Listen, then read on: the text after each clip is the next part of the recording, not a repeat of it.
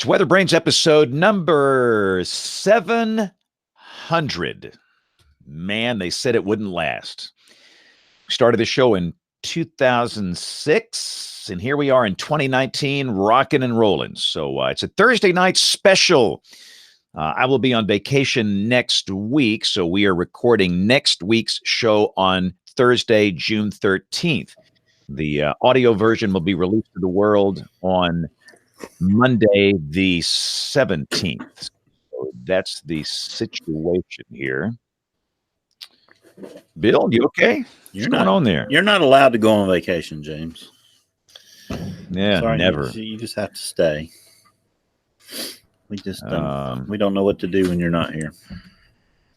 The world is a better place when I'm not here.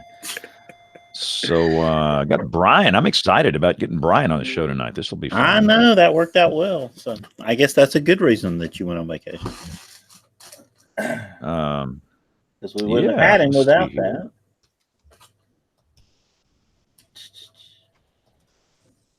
Turn down my trains over here. That would be a show title.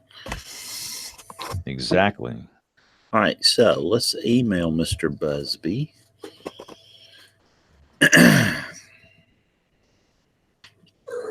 He had a perfect test this afternoon.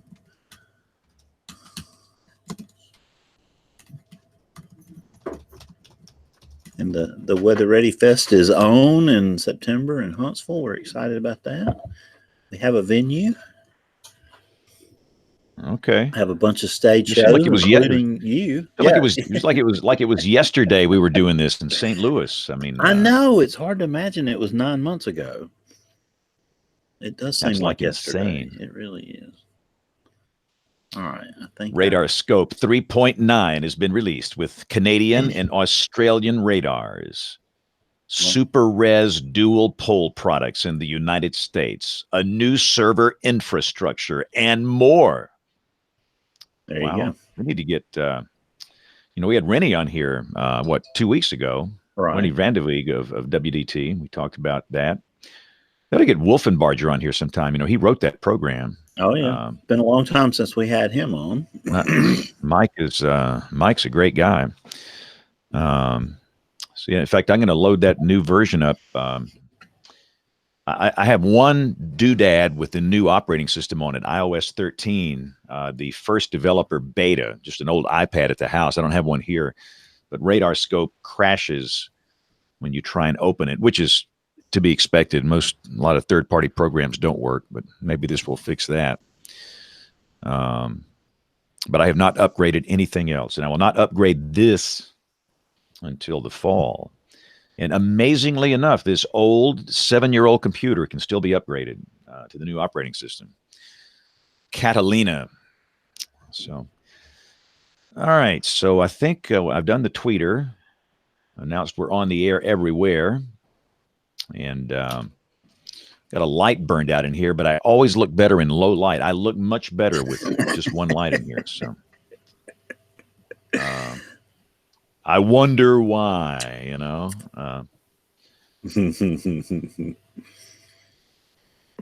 So Kim is out. She's in San Diego at this shindig. Troy, you didn't go to the shindig. I didn't go to the shindig.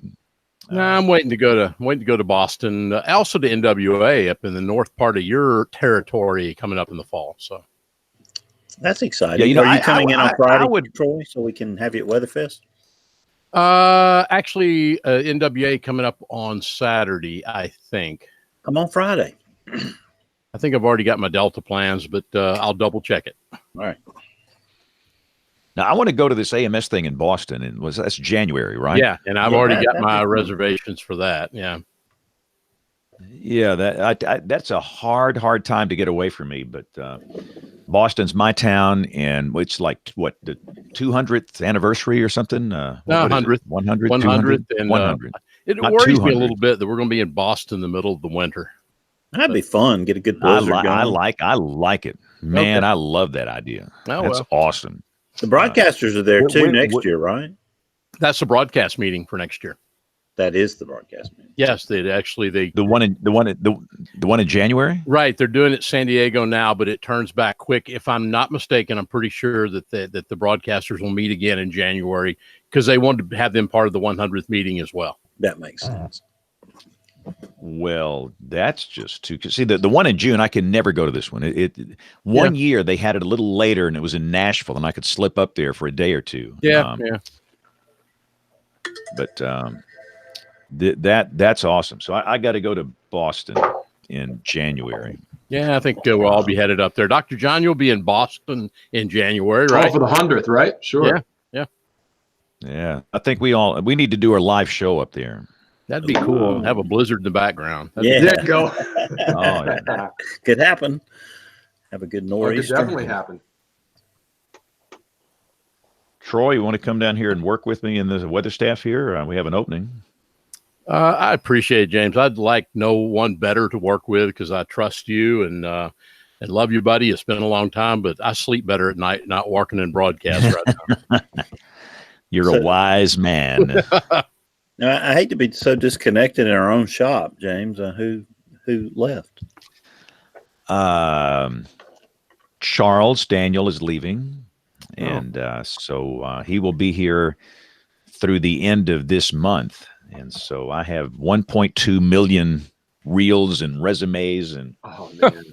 so when I get off vacation, that will be my next chore, because if we don't hire somebody, there will be no other vacation week for me. So Understand. There is immense interest. So well, there you go. I mean, you would expect that. I mean, this is with James Spann. I mean, come on. Oh, come on, man. It's a good weather market, and it's a nice sized town, pays pretty good. I mean, it is an appealing job. Yeah. And we'll have plenty of good people to choose from. So, but I just don't want to. I don't even want to dip into that right now. So, if you've sent me an email about the opening, thank you, and I'll respond to you when I get back in a week.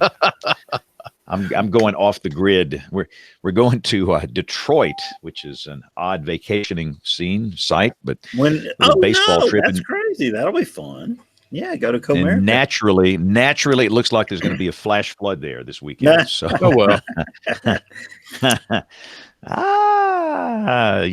we actually looked into going to Omaha, Nebraska. Oh, that would have been timely. Detroit looks so wet, but there's just no flights to get in or out when we need to get in there. Because of the College World Series.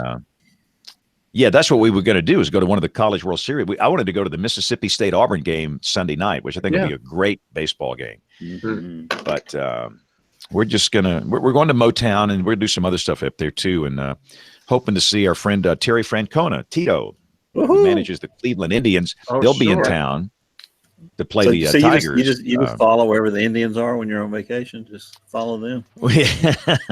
Well, apparently I follow the rain. But, no, we hopefully we'll get one game in. I don't know if we'll get two in. Hopefully we'll get one in, and then after that, James, we're going to go down to the northern tier.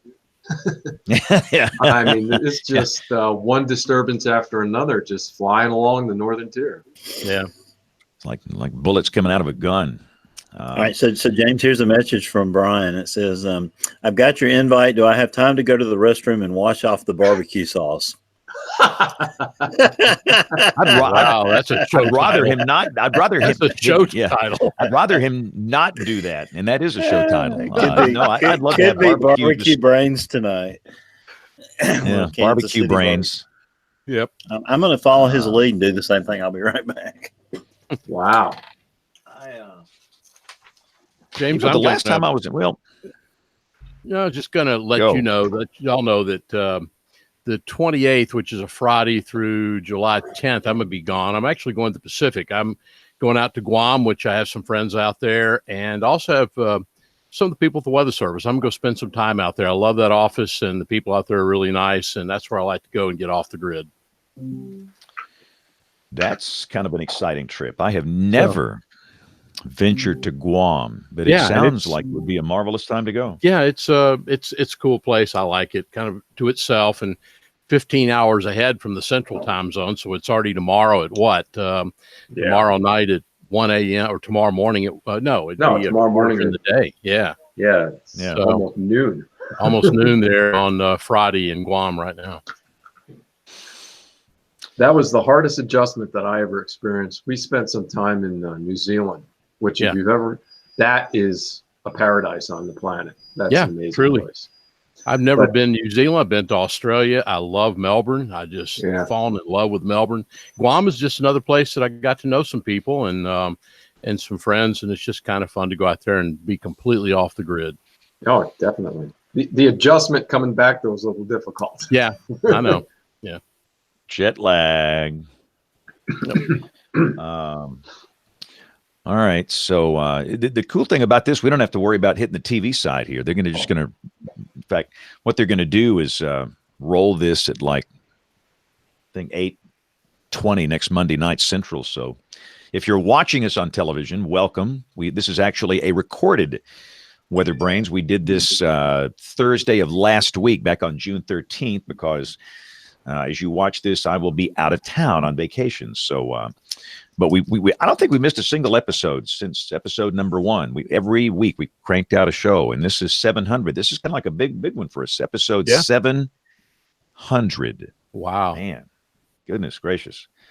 So anyway, if you're watching us, thank you for watching on Monday night. You're watching this on Monday night, June 17th, and we're going to have Brian Busby of KMBC in Kansas City, Missouri on here with us in just a second. And as soon as Brian joins us, Aubrey I saw her tweet. She just flew back in.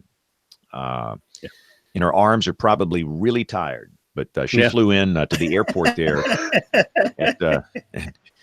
at Shenandoah Valley like an hour ago. So I'm sure she's on vacation this week. And Kim is out in San Diego. Nate is out in San Diego for the AMS broadcast meeting. Kevin is having to do he's actually doing a newscast. Did you see that note from Kevin? He's recording a 9 o'clock newscast at 7 o'clock. Since when did we start recording newscasts? Why would they do that?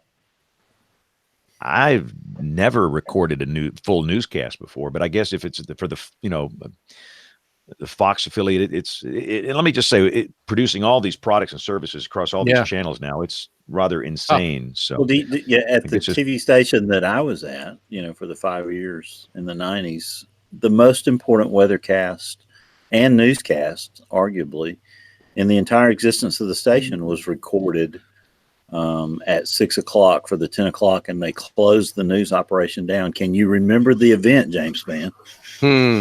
Blizzard of 93. The blizzard of 93. They did not keep the news department open for that event. Wow. How do you do that? I mean, they recorded the news at 6:30, and we all went home. It was unbelievable. And for those that don't know that event, go to YouTube and search James Spann or Kevin Selly, or the Hat, and you can see the two of us in action together on local television during an historic blizzard. Kevin gained quite a bit of notoriety from that. And what's interesting, he used a fake name back then. He was not Kevin Selly. He was Kevin Collins. I thought you were going to say something like Kevin's social media or something like that. So, yeah. Kevin Face Bag. That's a great show title right there, Kevin Face Bag. Man, if this were only during the show. And again, we're not recording audio yet, so the rules are you can't get a show title from the pre-show here. And traditionally, our best comments are in the pre-show. We've had Kevin already. Yeah. I love barbecue brains. That's a good one. Yep, definitely. Kevin Face Bag. I mean, it's great. And this is show 700. Anyway. This is a special show. Yeah, we've got here he comes. There comes Brian. Hey, barbecue brains. I don't see any burn-ins anywhere now, Brian. No, they're in my belly. I'm telling you what, Brian Busby, Troy Kimmel here. I've had some of the best barbecue I've ever had in Kansas City with you. Yeah, that's true. Brian Busby, that is true. And coming from a Texan, that means a lot, bro. I know, but that's some good barbecue we had up there that evening. All right, let's get this thing started because often our best stuff we miss if I don't start recording the show here. So here we go in 5, 4, 3, 2, 1. This is WeatherBrains, the weekly show all about weather. This is episode number 700. And they said it wouldn't last. Episode 1 was back in 2006. I want to say it was January of 06. And we probably had maybe 5 people listening, and those were the 5 people on the show back then. So, but take them where you can get them, James. You got that right, baby. It's been a long, winding journey, but we thank everybody that has listened or watched over the years. And, you know, we started this show really, for me, as a creative outlet. And I like to be an early adopter. And I saw the podcast thing and RSS feeds and thought it was interesting. And, you know, when you're doing what I do, you know, you're in there talking 2-3 minutes at a time. You're on radio. You got 39 seconds. I mean, everything is so stinking structured. And sometimes you just need a creative outlet where you can talk for a while and you can talk about what's on your mind. And so it started as a 30-minute audio show, and it's morphed into this 90-minute video audio bag of worms sometime. But it's been a great ride, and I think everybody that's a big name in the weather enterprise has been on this show over the years. And we look back on it and some real legends. And of course, we had our own legend, Bill Murray, and the JB Elliott for years, who was my mentor. He worked for the National Weather Service in this market for 32 years. And of course, JB passed away, about 5 years ago. But anyway, we're glad you're here. And and for those that are listening, just to let the cat out of the bag here, we're actually recording this show early. We typically produce the show on Monday nights. This is a Thursday night special, and that by the time you hear this, I will be on vacation. So that's the deal. But anyway, I smell a good show coming up tonight here. So Dr. John Scala, has the weather calmed down at all? I saw we had lightning deaths near Pittsburgh today. That's horrible. Oh, it is. That's terrible. I was just thinking, I was laughing to myself when you were saying we were taping this ahead of time. I was thinking, it doesn't matter. It'll probably rain on Monday anyway, because it rained this afternoon. You know, in fact, it rained up until about an hour and a half ago. And I look out my window, and we're actually getting some breaks in the cloud cover ahead of the upper level trough, which will actually bring some wind in later on this evening. I'll tell you, James, up here, you don't like the rain. That's okay. It'll end, but hang on, it'll come back. It'll come right back like bad roach. Yeah. Wow. Well, at least, I would prefer that to a drought, I guess. These droughts we get down here can be nasty. So, Troy, you have no drought issues in Texas, I assume? No, the last drought index, James, has about 5% of the state. This is last Thursday. It is less than 5% of Texas in drought. That's quite a change from where we have been. And really, the summer patterns kind of kicked in here. Now, as we record for Monday night, we're with you on Monday night, we recorded last Thursday. We see a little bit of a pattern where we may see some scattered showers and thunderstorms today, Monday, on into Monday night and Tuesday. So may have a little shower activity around here, but it's decidedly starting to look a little more like summer down here in the state of Texas.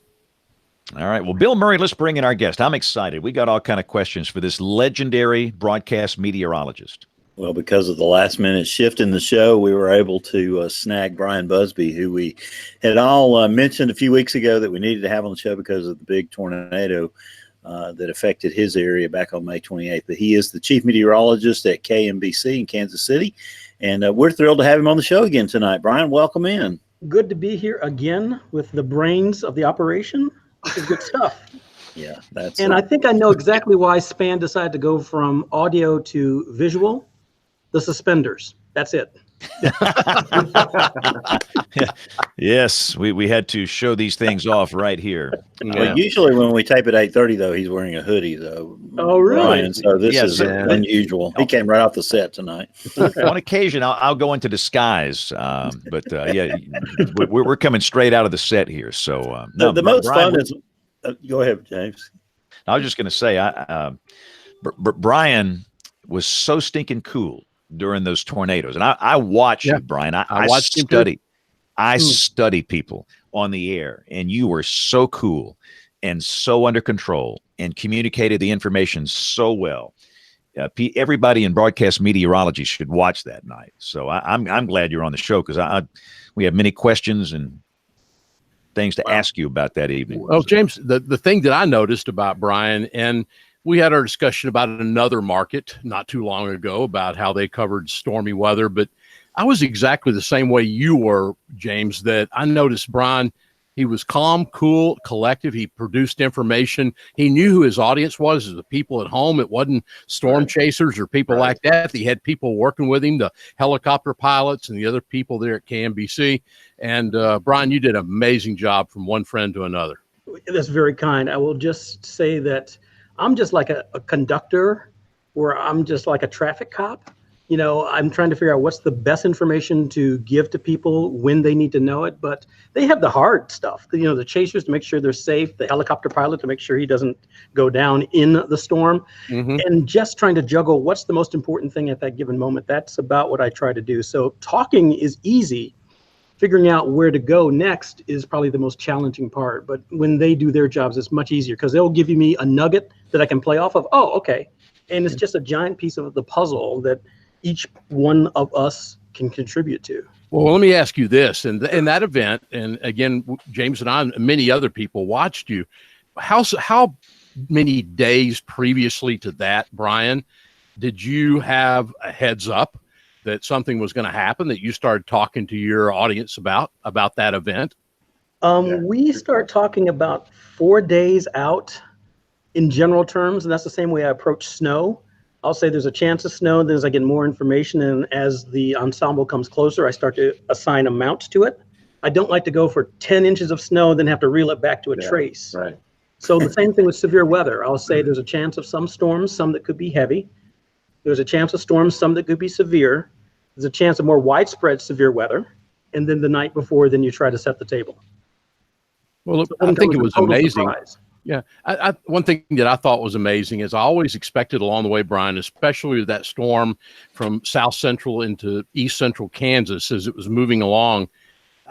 Correct me if I'm wrong. We did have one fatality in there or not? To my knowledge, I've not heard an update. Okay. I'm still thinking it's 0 for an EF4. Okay. But that's what the amazing thing is, because you looked at the damage path that your photojournalist and your helicopter pilot showed us that day. I'm sitting here going, oh, wow, this is not going to be good. And how is Brian going to be able to talk about that? That really shows that the people, I believe, were watching you and getting that information, and were able to have a plan. As Kevin Clazel, my friend at OU, always says, hope is not a plan. You've got to have a plan, and I think the people did that day. Otherwise, we would have more injuries and fatalities. And you're right. And I also have to give a nod to Gary Lezak on the NBC station. My ex-college roommate, Joe Loria, who's now the chief over at Fox 4, Gary Amble and his folks. Because just because I was on, you may want to watch whatever was supposed to be on. That doesn't mean I'm your first choice for weather. And so all four of us, all four teams collectively, because, you know, people, we're in the show me state. So people are saying, okay, Busby's saying that, well, show me. Then you go to the next station. And if all four of us are talking from the same hymnal, then it's like, okay, we should take this one seriously. And of course, when you see pictures from a helicopter, then it's like, okay, this is not fake. This is not hype. This is the real deal. And that's what happened. And I will tell you, if you did look at the coverage when it was west of 435, that's, you know, the loop that goes outside of our metro. And meteorologist Katie Horner was doing the storm track for me. And when you start seeing recognizable, well-populated cities and recognizable landmarks, like the Legends, like the Crossroads District, like the Plaza, and you see that as those estimated times of arrival, if you look carefully and do a freeze frame, you see my face kind of go, oh God, this is not good. And that's when you really have to just buck up and just try to be even more calm, because you don't want to show your true feelings to say this could be catastrophic. But if it stayed on the ground for the 435 loop and went through, it could have been worse. Well, I'll tell you something else, too. And watching, not everybody gets a chance to do this, but we all do here to watch NWS Chat. What a great job by SPC and walking him through the event, and also your weather office there in Kansas City. Absolutely. Absolutely. And that's the other thing. It's not just meteorologists. We have the biggest mouthpiece, but it's emergency managers. It is storm chasers. It's the Weather Service. It's SPC, who's giving me that 3 to 5 to 4 or 4 to 8 day outlook. saying that, yeah, this is the area that we're targeting, and then we'll zero it in even farther. So it's a collaborative effort between three prongs, media, government, and EMs. Hey, Brian, go through your workflow on a night like that. One of my biggest struggles is processing the incredible amounts of data that you see. All these live streams and the chasers. Mm-hmm. You've got the news crews in the field. You've got the National Weather Service chat. And then you've got social media. You've got Twitter and Instagram and Facebook. There is so much information flowing in. Right. How do you process that and handle all that? What's your workflow? The workflow started early in the day when you saw that it was coming together. And then when they decided to go higher than enhanced risk, I think they went moderate at one point in time.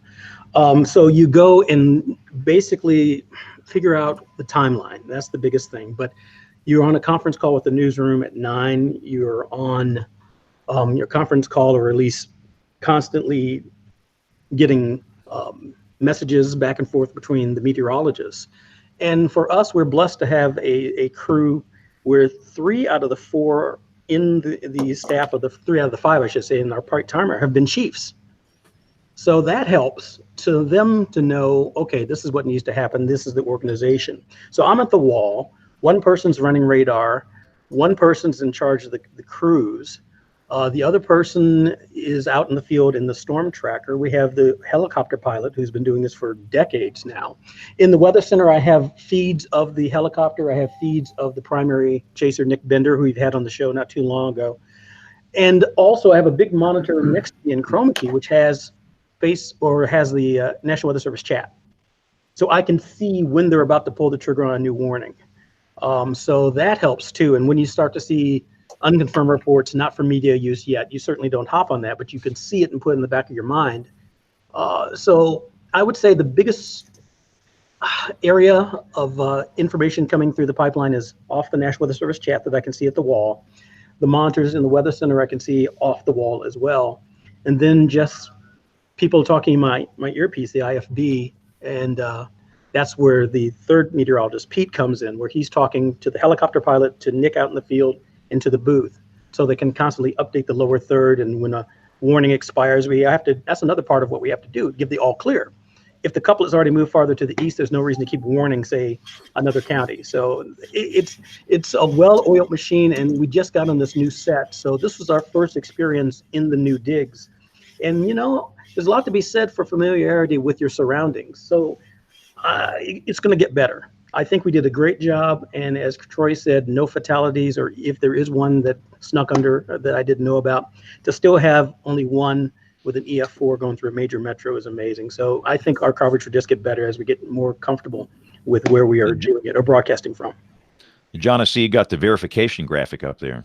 Yeah, Brian was mentioned there was a wow. moderate risk, and there certainly was right through that wow. Kansas City into northeastern Kansas. And Brian, we had quite an outbreak here in Pennsylvania. You don't normally see 5 tornadoes in the state of Pennsylvania, but that day was pretty wild here as well.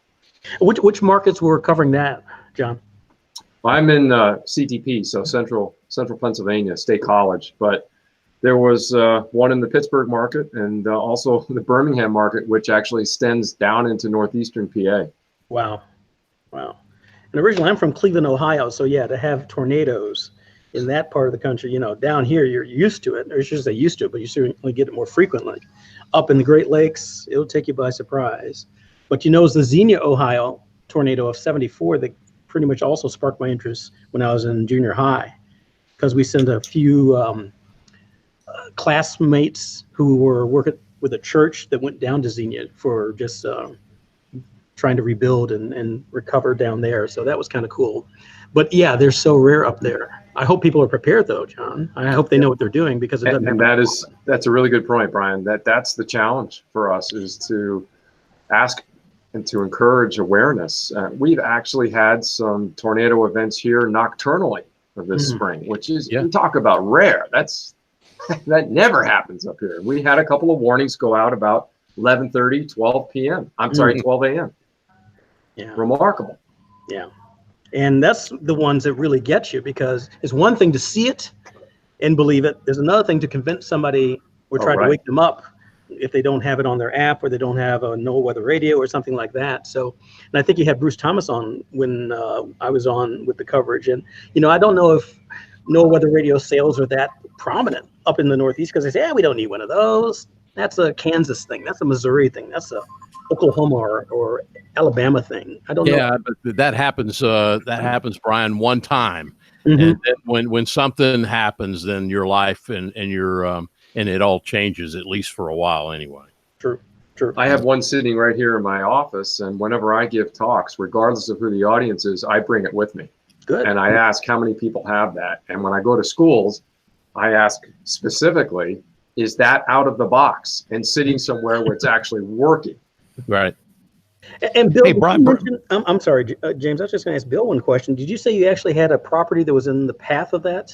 Yes, we have the new True in Lawrence, Kansas. And so that was a brand new hotel. It was less than 3 months old. And when, my job is to keep them apprised of the weather throughout the day. And of course, we'd alerted them. And I called the general manager with 40 minutes, of lead time and said, look, this is going to come really close to you. It's time to enact your tornado plan. And that is the scariest thing I ever have to say to a hotel manager. And on the other end, he was kind of like you. He was all brave and, going through the steps. And he told me when I gave him the all clear after it crossed that main north-south highway there, Brian, was obvious it was going to, miss them. He said he just went to pieces. He started crying on the phone. He said, thank you, Mr. Murray. He said, I really thought this one was us. And so, but they had all the guests down in the right spot, and it turned into a major positive. But, those sort of things you can't mess with, that many people in one spot. We have a hotel in Ruston, Louisiana that was 50 yards from the EF3. 50 yards? And, wow. And 3 people lost their lives across the interstate that same night. So that's terrifying at 4 o'clock in the morning. Yeah. Hey, Brian, give just some thoughts on how you stay so calm and coherent. And you are an effective communicator during an event like this, because, and again, I'm not going to, point fingers here, but you turn to some markets and you'll see some guys, their arms are flailing around, their underwear is flapping up down their legs, and and to me that doesn't work. That doesn't work. That's not working for me. How is it maybe the experience you've had with these over the years, or what's some tips for younger broadcast meteorologists who might be listening to this on how you do that? Well, I'll go back to a couple of things I witnessed, and they all center around 9/11. I think everybody who was alive back then, who was cognizant and old enough to remember 9/11, remembers exactly where they were, exactly what they heard. Sure. Being an ABC station, it was Peter Jennings that I watched. And Peter was probably the most calm, collected news network anchor of them all at that time. And Peter was just cool. It was funny. I don't know if you remember, I'll go back before 9/11, when they would do that swooping shot, that pan shot, or not that pan, they would bring down to his desk. And of course, Peter died of cancer. So he's a smoker. So he smoked on set. So they do the theme, da, da, da, da, World News with Peter Jennings. You see him very cool, like James Bond, lean over, put out the cigarette, wave in front of his head. Good evening. This is the news. I'm like, whoa. That's what I want. But back to 9/11 for a second. Everybody was nervous about that. And I don't know if you guys had to fly shortly thereafter when the sanctions were lifted, or when the ban was lifted. But you know how normally pilots say, we're going to be cruising at 34,000 feet. We'll pass by the Grand Canyon. It'll be on the right-hand side of the plane. I think it'll be a smooth flight, so I'll turn off the fasten seatbelt sign. And he keeps talking and talking and talking. But I think everybody was a little nervous because of the plane that went down in Pennsylvania, that they want to make sure that the person who's actually talking over the two-way is the person who's in control. And what I noticed on this flight, because everybody was a little nervous, I forget how many days or weeks, I don't even remember, but it was shortly after 9/11. And the pilot did something different that he'd never done before, that I'd never experienced before, where he says, this is your captain speaking. We'll be flying at this altitude. We'll pass over this landmark to the right. It should be a smooth flight, so I'm going to turn off the fasten seatbelt sign. And he did it right then and there. And everybody just went, oh. okay, now I can relax. Yeah. So for me, I try to use, we'll get through this together. It's not about me. It's not only leaving you out there to hang. It is how we are going to get through this. And so the analogy I talk to with young people is, using another plane analogy, and since you're talking about how some markets kind of amp it up, if you're on a plane and the flight attendant talks about engine 4 being on fire, and this is the most exciting thing that's ever happened on one of my flights, isn't that amazing? You don't care what the flight attendant is going through. It's like, how are we going to get through this? So if she's starting to panic or he's starting to panic, then you're going to start to panic. So that's what I try to keep in the back of my mind. Just impart the information, don't impart any emotion, and just let, hopefully, people take that info and run with it.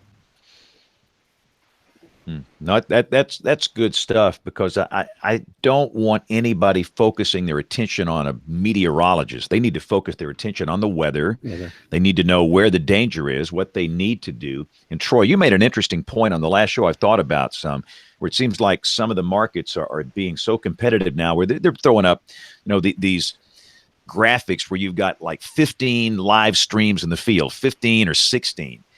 And it's almost like some of the meteorologists are trying to make those guys happy by getting them on television instead of communicating a simple message about where the danger is. Yeah. Well, you're talking, and this is what Brian does so well, and what you do so well, James. I don't have to kiss your rear end. We're good friends anyway. We've known each other for a long time. But both of you sit there and you talk to your audience. You say, we're going to walk our way through this, and this is what we're seeing right now. And if you're in this area and this street crosses this street and you're in this vicinity, you know the areas you're talking about. Brian, Kansas and Missouri, that area of the country. Both of you know your areas of the country like the back of your hand. And that's what makes the difference. You just are there not to impress anyone. You're there to sit there and talk to the audience and get from one side of this to the other. So the next question for Brian, you came away with no fatalities in this, and this was an EF4. That's very rare. The attribution, obviously the broadcasters, as you've talked about, they've done a good job. What about the ancillary services, the parts of the weather enterprise that we don't talk about? You mentioned the EMs and everything else. What's the main factor in contributing to no loss of life? We had an EF4 here in our state back in March of this year that killed 23 people. Yeah. 23 people. And this was not a population center. This was over a fairly sparsely populated area. And the main attribution for that was mobile home density. So how do you attribute no loss of life in this kind of thing in a pretty populated part of the world? I'm still thinking not many conflicting messages, maybe a little latency depending on which station you were watching, but even that was fractions of minutes or seconds. It wasn't that big of a deal. Just advancing the story and not trying to dwell in what's already happened. The temptation with news directors especially, and I'm so thankful my news director pretty much gives me at least some input. Obviously, he's got the final call, but I don't like to show storm damage if there's a tornado still on the ground. It's still tracking. There's still people in harm's way. But for the I won't call it showbiz, but for the production value, they like to say, well, look at this damage that we got from the helicopter. Look at this damage here. And yeah, that's part of it. But if there are other communities that are still in the path, you still want to stay with that. I really think, James, because there was no real ambiguity between the media outlets and some of the talk radio stations were simulcasting us. And, we have a decent set of storm chasers out there who are diligent about what they do as opposed to the looky-loos who have that app on their phone and they're out there. So I just think it's many layers of just everybody coming together. And I think we've all said we're long overdue. And I think, at least from our station, we tried to paint a picture of this is probably going to be one of the biggest that we're going to have to deal with this season. And when you put words like that, and people know that I usually don't hype. And I remember somebody came up to me and said to me that this is what I said, paraphrasing, but this is a warning you should not ignore. You may have ignored me before when I said a tornado warning for X, but this is one you should not ignore. And that resonates with people. And I think it's a combination of proving to them that it's there, staying calm, reminding them what to do so that the subconscious kicks in. And I really want to go back to, I think that all facets, including the Weather Service getting timely short fuse warnings out there. That was something that we've been fighting for a long time. how much latency is too long? If you put out a warning for 45 minutes and it's sunny where they are, they're saying, well, nothing's going to happen, and they're going to blow it off. But doing short fuse and then reissuing or going a little farther with it, storm, because at one time they're moving at 40 or 45 miles an hour. I think that also keeps everybody in tune and plugged in to know, okay, it's still on our back doorstep. It's still developing. It's still changing. It's still evolving. We should still stay plugged in. Got a question. Let me ask you this real quick, James. This is a whole other show and a book you could write on this. But Brian, what is the relationship between you and Gary, the other broadcast meteorologist in the Kansas City market? Do y'all know each other? Do you get the chance to talk every once in a while? There are markets where some broadcast Mets can't even be on the same property with someone in the competition if they're kind of outreach or anything like that. And I'm glad to say here in Austin, that's not the case. Everyone's good friends in the Austin market. We go to meetings together and all sorts of things. What's it like there in Kansas City? I think it's gotten better. I think there are still some, well, let's say just trade secrets. We're not going to obviously divulge everything going on, but as far as when we are at integrated IWT, when we're in those kind of meetings, there's camaraderie. Yeah, I agree. I think we are competitive. Obviously, we want to at least be at a station where we are the number one. But in times of severe weather, I would love for all of us just to put the battle guards down for those 3 to 5 hours. Amen. But no, we are civil. And again, I said one of my competitors, Joe Loria, is now was my college roommate. A couple of my proteges are now across town at the CBS station. So it's kind of fun to be friends off the court, but as soon as you step on the court, you have that drive in your eyes. And severe weather is a little different, though. Yeah. Well, that would be a great book. That would be a great book. So, but I think it goes back to the notion that I've been trying to preach, is that we need, during times of life-threatening weather, is a weather enterprise to communicate a simple, unified message. If they get it from the National Weather Service or a certain broadcast outlet or whoever that's a professional, the message should be clear, easy to understand, and pretty much unified. And we all communicate in a different way. There's people that would prefer other Mets in my market, which is fine. But in a situation like that, we all have to be on the same page. And it sounds like it's working pretty well where you are, Brian, which is a good case study, because like Troy says, it doesn't work that way in every market. And I guess we have to kind of introduce this into the conversation here. This thing with Joe Crane. And we talked a little bit about this on the last show. And again, I had to recuse myself because I work for Sinclair, which Crane was an employee of Sinclair. But, they call it Code Red. But understand, this is not just Sinclair. This is everybody.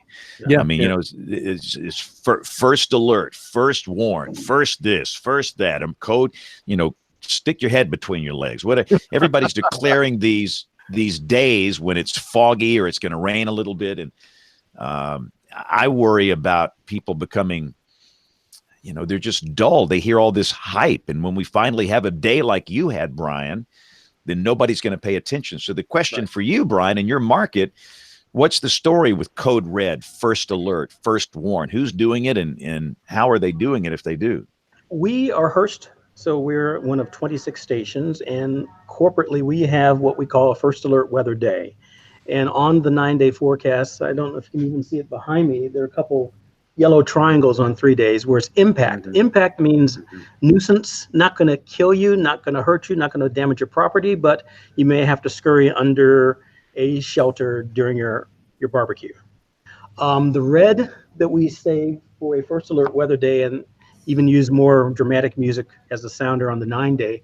And I try to use that sparingly because I don't want it to be white noise. I don't want it to blend in. I've seen some markets where they've had impact days, all 9 days of their 9 days. So it's like, and if the fog is going to be during rush hour and the visibility is to be down to 0 and you have black ice, that's probably going to be more of a first alert weather day. So it's not just for tornadoes. It's not just for severe thunderstorms. It's for anything that's going to be life-threatening or life-altering. Well, let me, Ron, let me ask you this though, real quick, and you don't have to answer it. You may not be able to answer it, but do you have some say in how if those are yellow triangles or red triangles? Do you Absolutely. Have okay. Absolutely. Good. And what I do is I try to leave it up to the meteorologist who's in the chair. So as chief, I'm not going to veto and tell the weekend morning person not to use it. But I will say we do not put a red one more than 3 days out. And even 2 days out would be great. We don't put a yellow one out 8 or 9 days out. We'll maybe put some verbiage on it, but as far as putting a yellow triangle on next Saturday, doesn't make any sense. Also, I try to reel it in. If it's an overnight event, since it's impact, you still got to play to the masses. How many people on the midnight shift really want to care there's a thunderstorm that's not going to produce damaging winds or damaging hail? So I'm trying to keep it from getting, as James was talking about, so it just blends in. Yeah. But no, the Hearst here is looking at how we're doing this, and they're looking at some of their other stations as well, because we're in a market that gets a lot, like Oklahoma City, like Fort Smith, like Kansas City, like Des Moines, like Omaha. So we're usually in the hot, and we'll go for Jackson, Mississippi too. So we try to use it sparingly, and we're still experimenting with it. But as far as it coming down from corporate and edict, no, there's nothing that says we have to do it on this day or this far out. And so it's worked pretty well. And we've got a Hearst station in this market. Jerry Tracy, he's a great guy. Jerry's just great. I've known Jerry for, goodness, 30, 35 years. And again, my problem, I don't have time to, back when I was young, I'd look at everybody else and see what they're doing. We are all so busy. We don't have time to watch the other guys. Yeah. But I'm for sure they're doing the same thing you're doing, the Hearst thing. And then we have Gray, which owns a station here, and they're doing their thing. And I guess the problem with all of these corporate mandates, and even if the meteorologists have control, there's zero coordination. So if you watch one channel, it's a code red, and they might not call it code red. It might be a, first alert or whatever, but the other station doesn't have their first alert. It's on another day. And there's all this inconsistency between all these 4 TV stations with, code red, code orange, code yellow. And to me, I just worry that it's going to get really confusing here. I agree. Yes and no, but think about this though. Do you expect all 4 stations to coordinate a winter storm warning or a blizzard warning or some of the other things besides just tornado and severe thunderstorms? So I get it. It's unfortunate, like going to a doctor for a second opinion. So there may be some difference of opinion, but I understand what you're saying also, that if one station is going for a code red on day 3 of a 9-day, and nobody else is, and if it pans out, obviously, then the promotions department is going to run a spot. Oh, sure. Oh, yeah. Oh, yeah. That's the other bugaboo we have to worry about. But James, your station and the other stations in Birmingham are doing some coordination, aren't you? Well, we don't do that. We don't do any code red. But but you're chatting with the other chiefs in winter storm situations. Right. One year I went on one of my tirades at one of these conventions meetings. I don't even know which one it was. Imagine that. So, the only reason they invite me to speak at these things, they know I'm going to just go on some tirade, so, but I said, I'm a hypocrite if I don't go back to my market and try and correct the things that I think that are wrong, that I pointed out. I mean, so we got together, and these are just the chief meteorologists here, and this is probably 5 years ago. And so we established, and I don't know if every market does this, but within the National Weather Service chat platform, we have a collaboration chat only for the chief Mets, the WCM, the MIC, and the SU of the local weather service office here, where leading up to an event, and really where we are, this is mainly for winter storms, because we're not good at it down here. Winter storms, snow, ice. Let's get on the horn at 1 o'clock in the afternoon and see if we can coordinate a simple unified message that we can present. And there'll be some variation. There's no doubt about that. That's fine. But the general idea kind of needs to be the same. And they give us input before they issue a winter storm watch, a winter storm warning, an ice storm warning, which to me is marvelous, because traditionally we've had no input. It just happens. Right. And so I think that level of communication is important, and hopefully that's something that could be done in other markets. But anytime and this would include severe weather, So we get on there and just discuss it. So if it's a very high impact Sentinel type event, we're kind of saying the same thing.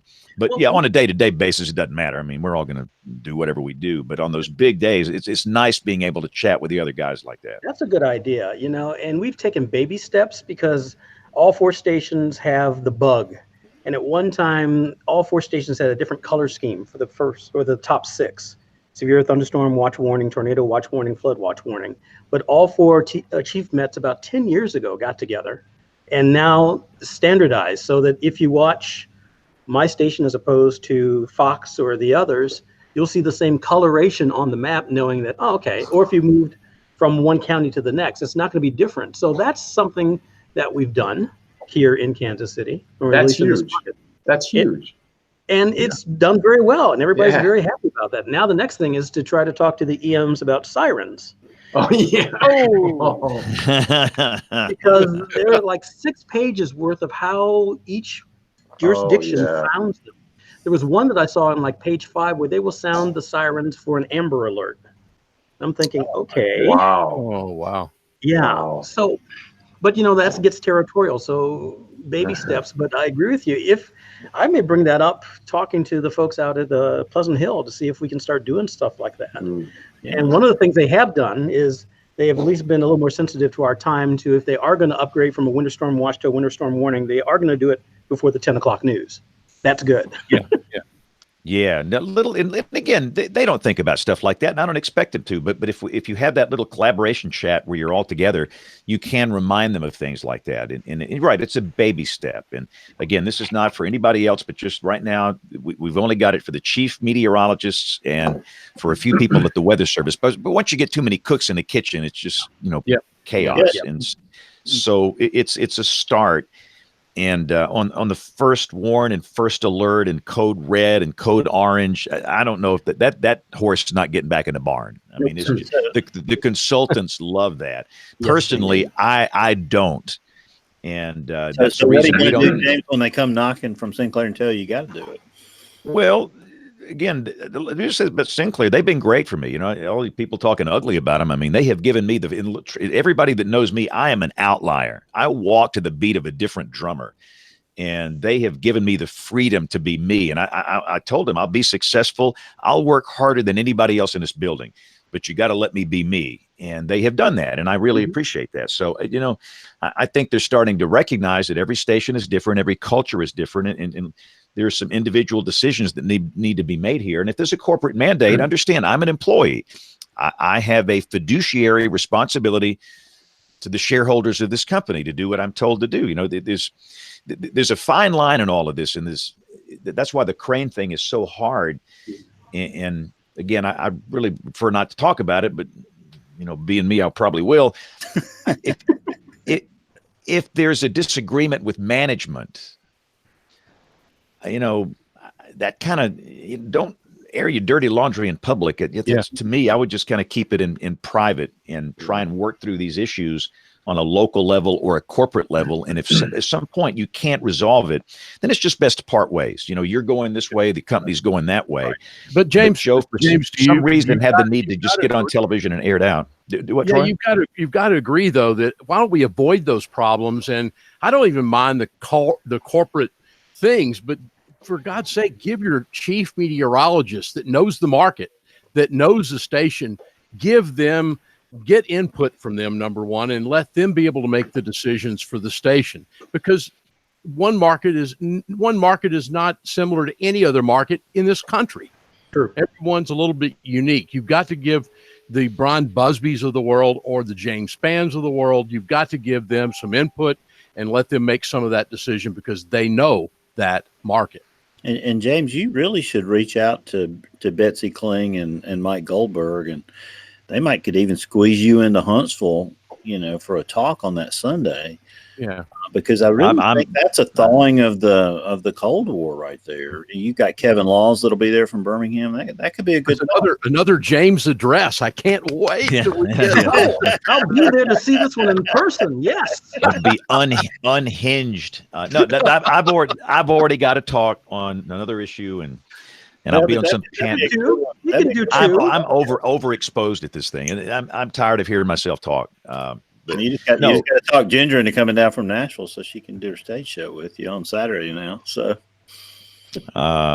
okay. Well, we'll anyway. For those that don't know what we're talking about. This is the National Weather Association meeting in Huntsville, Alabama, in September 7th through the 13th. But Bill, we got to get Joe Crane on this show, so that's your next job. Consider it done. I know he's not talking, and oftentimes when you part ways with a company, there's some, agreements where you don't talk and you can't say anything, and maybe he can't. But I would love to have him on the show and just talk about it. But again, I've just been pleasantly surprised at everything how it's worked out for me with this company. And Hearst, Brian, is a good operator. I mean, I've heard great things about Hearst. Yeah. My entire career here in this market, well, Hearst has always been the owner since '85. So it's an amazing company. When other mom and pops are being gobbled up and you hear all sorts of horror stories there, but Hearst is probably one of the flagship major corporations to work for, and I'm very blessed to be here. I can't imagine you've been there that long there, Brian. You're so young, 30 years old. And I mean, he started when he was 3. Yeah. Yeah, exactly. So actually, I have to correct you. I was 6 when I started. So. Oh, there you go. Okay. No, it's been a long run. I was going to start grad school in '85, and this job came through, and I'm still here. That's amazing. So Brian, talk about you got a new venture going on, and we want to hear about your new book because it's really prescient in light of what's happened recently in your market. It's been a labor of love for about a year and a half, and there's a production company I'm friends with who started locally here in Kansas City who now have a company out in California.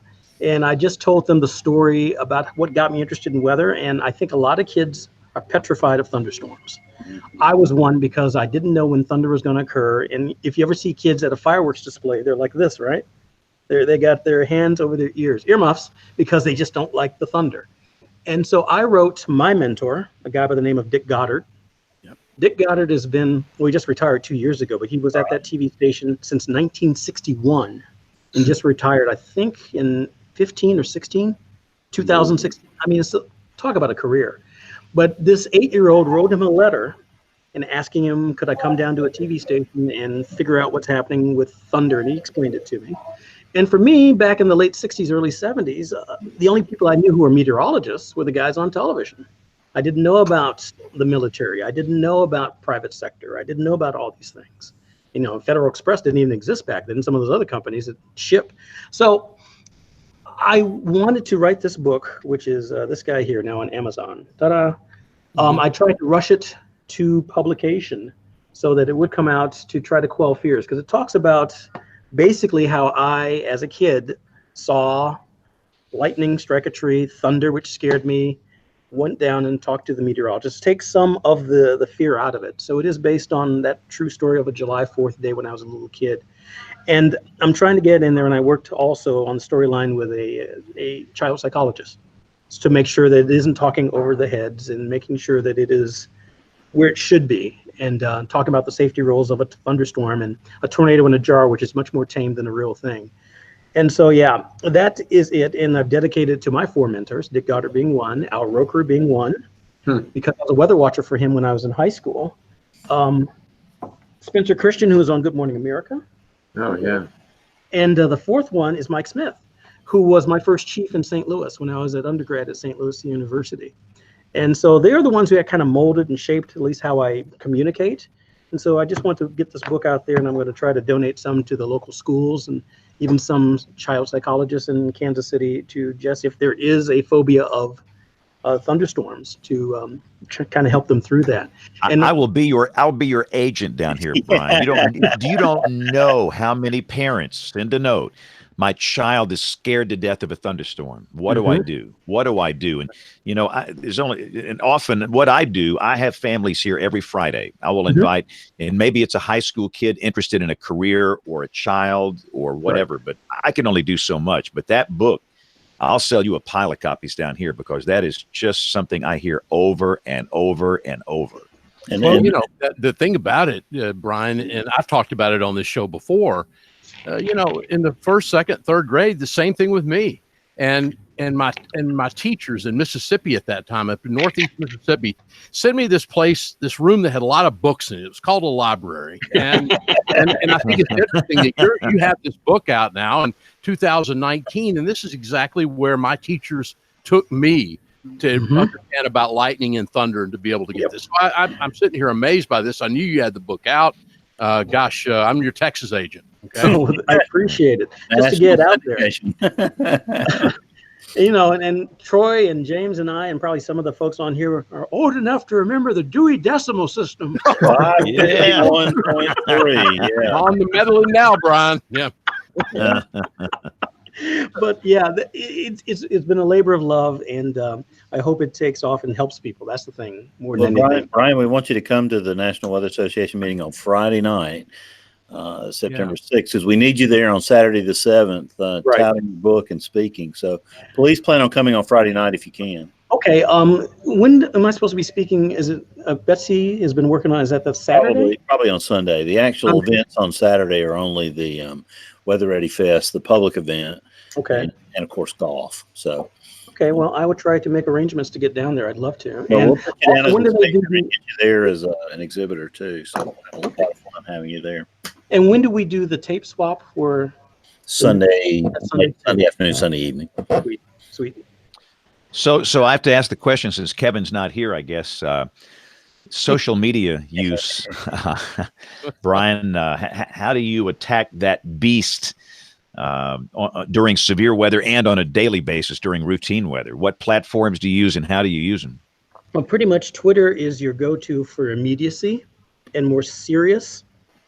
You know, because I know the Dewey Decimal System, I'm not that familiar with Instagram, but I have an account, and that's more like, you know, family pictures and cat pictures. And it's funny because I can put a map of SPC's outlook, maybe 20 shares. You put your kitten running into a wall, thousands of shares. It's just amazing. It's just amazing to me. And Facebook is still the juggernaut. So you try to do a Facebook Live. I would love to back away. They would love for us to do them daily. But I say that's going to lose its luster, so I try to keep them if I can, and I'm losing that battle so far. I like to keep them to when we actually do have something going on. And I'm still not sure what to do with it in severe weather when we're on wall-to-wall. They simulcast online so that if power goes out and you can't watch, you can certainly watch online. So more than anything, it's just try to post as much as you can on Facebook, serious stuff on Twitter, and then just the human interest stuff on Instagram. But it's not easy. As you see, you amaze me. James Spann, you amaze me. And like I said, I will tell the story again that I was the chairman of the broadcast. Troy, you know what it's like to be on the broadcast board. Oh, yeah. And usually the chairman is the tiebreaker. And so I remember putting in the videotape and seeing James Spann, and the 4 categories, 0 through 4, you can award, and you got a perfect score, sir. You were just flawless. You blew me away. It was just like, wow. So I think that's the first time I gave out a perfect 4 on each category, and I've admired you. See, you say you were watching me. I watch you in severe weather, and I take notes. I do. Well, I think what's interesting, a little bit of our blood runs through each other's veins during these events. I tell people all the time, if you watch me during severe weather, oddly enough, a little bit of the blood in my veins came from some WFAA TV reporters in 1985. Troy, you know where WFAA is located. Metroplex. I was working actually for the competition for KDFW Channel 4 on a Friday evening during the 6 o'clock news. You know, and we had, this was in August. We had a few little pop-up air mass thunderstorms. And the bottom line is that was the night of the L-1011 crash, Flight 191. That's right. This was not a weather story. And of course, it was to some degree a weather story, but it was obviously a plane crash. It was a news story. The reporters and the anchors and everything. Our station did not do an adequate job with it, but I watched intently how they handled that on WFAA. This was during the Marty Haig era, and Marty was the news director there. Troy Dungan was the chief meteorologist. You had it was, I can't tell you how good they were that night. Their response, their ability to communicate in a calm way, the information that they passed on. So I think for all of us, it's this cumulative, set of people that we watched over the years that are really good. And but that night was a life changer for me. I watched them do long form coverage. They went with it and they stayed with it all night. And that was kind of a radical thing back in 1985. You didn't cut off prime time programming because in 1985 everybody watched ABC, CBS, or NBC. Right. But they did that and they stayed with it. We were just doing these little cut-ins, and our coverage at Channel 4 at the time was not effective. So I will always be thankful for those folks at Channel 8 that instilled the idea of doing this long-form coverage in a calm fashion. And but over the years, Brian, I just try and watch people that are good. And we've really got some talented people around the country. And the first thing I do anytime we have severe weather is go to local live streams and watch people that I think are good and take notes and just see what they're doing that maybe I could try and take a little bit of that and run with it when I do it. So I think for all of us, we have a little bit of each other's blood running in our veins. But I also think, Brian, we have a responsibility to pass whatever we've learned down to the next generation, because brother, you talked about Xenia, Ohio. You were in middle school, or so. I was in high school during the 1974 super outbreak. So I'm on up there. And at some point, I'm going to drop dead out here in the parking lot coming to work one day, and the next generation has to come in. So I think we have some responsibility of mentoring this next generation of meteorologists in whatever shape or form it's going to be. And we have to, and I hope that we can divorce them of wanting to be scientific on the air, because not everybody in your audience, a small percentage of your audience is taking dynamic meteorology. We have to break it down, and that's not a sin to do something simple. It's, if anything, if you go to a doctor and he tells you in Latin what he learned in medical school, what's wrong with you, as opposed to saying you have a sore throat. Thanks, doc. So we have to break it down. We have to get them to think more like a human being or a communicator, more so than the meteorologist, who has the tools, don't get me wrong, has the knowledge and has the verbiage, but television weather for 2 minutes or 3 minutes is probably not the place to use it. Or if you do throw out a term like that, mesoscale convective complex. In other words, a thunderstorm factory. Oh, okay, so we're going to get rain after rain after rain. I get it. That makes more sense. Bro, I want you to talk about your interns.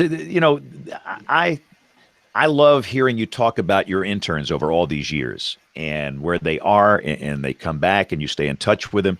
I think that's a marvelous way of shaping the next generation. How many interns have you had? Over 100 since I've been here since '85. Wow. And it started in St. Louis when I was a freshman at St. Louis University, and I was only a couple years older than the guys in high school that I was talking to. And even back then, there were even some young ladies who wanted to go into broadcasting, believe it or not, back in those days, and didn't want to be the weather bunny, who actually wanted to be a scientist. So over 100, and right now who are currently in it, because some folks get in and then they decide to go into pharmaceutical sales or financial planning or whatever, but they still had a run. I think I'm 42 who are now currently employed. Biggest market would be New York City with John Elliott. Smallest market, I think, is North Platte, Nebraska. So it's just the whole gamut. Anything with Hearst or with you, James Sinclair, anything, because I'm hearing this more and more, TV stations that have policies against internships because of insurance policies and so forth. Any problems at y'all stations? Not at mine, in that if they are getting college credit, that is why they're on property. So that is not a guest who's not supposed to be here who could, go back and sue. So no, Hearst is actually very welcoming of interns. We have some this summer, so that's a good thing. Yeah. Same thing here at Sinclair. They encourage it, and we have a lot of applicants, and we have interns in here this summer. The one thing I do regret, I don't have the time to spend with them like I used to, because the nature of what I do has changed. I do typically a couple of school visits a day. I'll come in here in the afternoon, and I've got to write a blog post. I've got to do a video that's not for television, but for the digital side. I've got to go through all this social media stuff. And then we come on so early in the day now, and for these afternoon news blocks, that you're jumping in there on the studio and you're on the air just like that.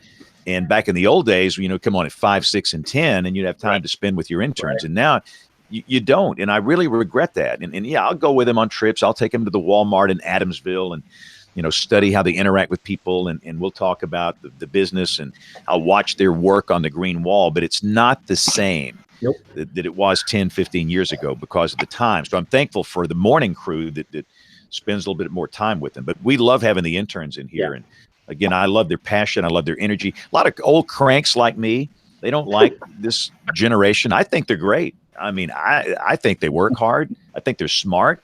I think they're going to shape this into the future. And I challenge them. This business model is dead. We're doing Ron Burgundy newscasts in here. And your generation, the way it works in my generation, when we got up in our 30s and 40s, you started watching the news on television. Yep. Your generation won't do that. You're going to be still getting your news, weather, everything off your phone. And what can you do to be relevant for a television station with your generation when you're in the 30s and 40s and 50s? And I think they can shape that model. I don't know what it is. I wish I knew. I don't have But what we've been doing, this old model is dead. I think there's a need for us. There's always going to be a need for us, but it's going to be different. Yeah. And I agree with that. Part of the problem is, as you mentioned, back in 85, when you only had 3 choices, back in the mid to early 80s on Labor Day weekend, the Jerry Lewis Labor Day Telethon was huge because there wasn't anything else on. But now you've got Netflix and Hulu and ESPN 1 and 2 and all the 24-hour news channels. So, the revenue is being fractured so thin that, we have to do something in order to compete. And that's why they're trying to figure out how to amortize online and still try to be relevant. Because you're right. On a daily basis, they think they can get their weather from an app, seeing that little icon, with the sun and the lightning bolt, and think they're prepared for the day. But when there is adverse weather, then they will go to their trusted brand, the James Spans, hopefully the yours truly here. But yeah, on a daily basis, it's going to be more and more difficult to figure out how we are going to survive, and we have to do it pretty quick. Look who joined us, Kevin. Oh, this is good. Kevin, we haven't seen you in weeks. I know. It feels like it's been over a month since I've been here. Thrilled to see Brian Busby here. I'm disappointed, though. I thought he had all the answers. I just heard him say he didn't. I don't. Oh, well, then I'm leaving. Okay, well, he knows where the best barbecue is in Kansas City. Yeah, we got to share that with us before we leave. Brian is a legend. And for those that don't know, Kevin just finished a Facebook Live, and that's the reason that he didn't get on the show as we started. There we go. Brian won't remember. Well, he'll remember the event, but he won't remember me. But if I remember correctly, you and I met very briefly in the restroom at the White House. Oh.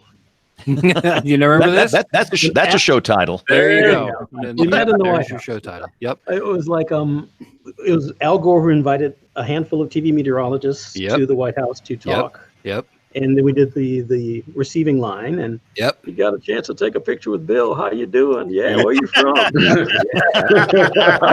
love that barbecue there. Yes, sir. And it was amazing. But I don't know if you remember this. Also in the men's room was Al Roker, and he's like stuffing some of the hand towels that had the presidential seal on. Yep. My wife was guilty of that too. She was terrified that someone from the Secret Service was going to open up her bag and find those hand towels. Those Roker didn't care. Roker did not care. Right. My tax dollars at work. I'm like, okay. My favorite story from that event. Were you part of the group that went over to WPC or CPC or something for a presentation beforehand, Brian? No. I think I flew in earlier that day. No, I'm sorry. I flew in late that night. I didn't get up in time. So no. Yeah. Well, we drove up from Richmond that morning, so we missed that thing. But my favorite part of the story is that we drove up and we found some parking garage some blocks from the White House, and it was a cloudy day. And it was kind of, threatening rain. But Tracy asked me, she said, should I bring my umbrella? And I went, oh, no, we don't need the umbrella. and then we went over to the east entrance to the White House, and they were running a little bit late. and up came 2 or 3 buses with all the people that had gone to the previous thing, and people filed off, all these, perfectly coiffed, people in suits and whatnot for this event. And the greatest part was they were running 15, 20 minutes late. We all stood on the sidewalk for a while, and it started to rain. And as I recall correctly, in the whole group of probably 150 television meteorologists, there were 3 umbrellas.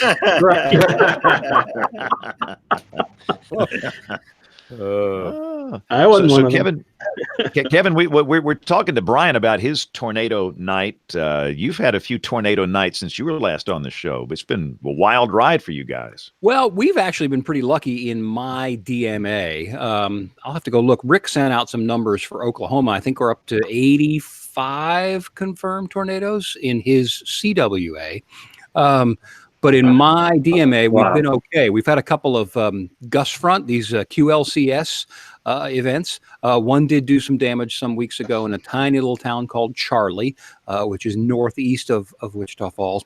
And boy, those spin up so quickly. They're just really hard to warn for, and they don't last too long, but they're absolutely fascinating to watch on radar. And then we've had a couple of events. I know there was a month ago or something. You know what it was? I went back and was listening to the show from the high risk day. And you guys were sort of doing a play-by-play from that big high-risk day that was talked about for a week in advance. And I think you were spying on me at some point. And we were, exactly. Yeah. We had a couple tornado warnings, and I went on, and fortunately that day for us, and I rarely do this unless I'm, absolutely certain that it's in an unpopulated area of a given county, and these were. The bug goes off and it says tornado warning. So you want to go on and let people know what that meant. But in those cases, we didn't stay on because they were fairly slow moving. And I know enough about the areas where they were that there was nobody under any kind of a threat there. So we didn't stay continuous. We've had a couple of those days. But yeah, all in all, I think, knock on wood, it's been a pretty quiet spring for us. Good for you. Yeah. Luckily, that zone from Kevin up to Oklahoma City, Tulsa, Kansas City, and then over to John. Goodness, it's been pretty wild here, nonstop. Yeah. I'm sorry, James. Go ahead. I was going to say it's big story. It's cold down here tonight, man. We can see some upper 40s in spots. Yeah, it's crazy. Yeah, we got some dew points in the 40s down here, which is unheard of for June. So we need your help, if you don't mind, Brian. We need Al Roker to complete our Pokemon set. We've had all the great luminaries in weather for the most part, and there are few we can't get. Okay. And he's one of the legendary Pokemon that we can't get in our Pokédex. So if you could help us get Al Roker, that'd be super. I will try. There's a charity event that the locals do here because Rob Riggles from Kansas City, Paul Rudd, Jacob Sudeikis, David Keckner, and who am I forgetting? Fifth one would be Rudd. They do this on Eric Stone Street. Those are the 5 who do this thing called Big Slick, because it used to be a Texas Hold'em tournament. But they call their friends and say, come on into Kansas City to raise money for Children's Mercy Hospital. They raised $2 million this past weekend. Wow. And Rook was one of the guys who came into town, and he and I just could not touch base. But I will try to get Mr. Roker here. Well, maybe trick him into coming into the station or something one night when we're going to have you on, and don't tell him, because he's been avoiding us for 13 years. By the way, would you do a podcast with 4 of my friends while you're here? Well, remember that tirade when he was going off on the folks with the hurricane coverage way down there? So, I mean, he'd be perfect. Oh, yeah. And we talk about his book about Galveston, too. We need to get him on. So Brian, how long are you going to do this? Until it's not fun anymore. I'm still enjoying it, even in spite of all the things that are being thrown at us. And like you said, time management is the biggest thing. I remember AMS did a questionnaire, a profile of certain meteorologists on TV, and the question was, what sort of advances in the science would you like to see? And my answer was one word: cloning. Because to do what we need to do, it's almost impossible. But to have a team and have them help does lighten the burden a little bit. But I'm still enjoying it. I'm sorry. Didn't you have one foot out the door to go to Good Morning America some years ago? That was back in 1998 when one of my mentors, Spencer Christian, when they were looking for a younger version to counter the Today Show. And that was August of 98, the same week that Clinton was testifying.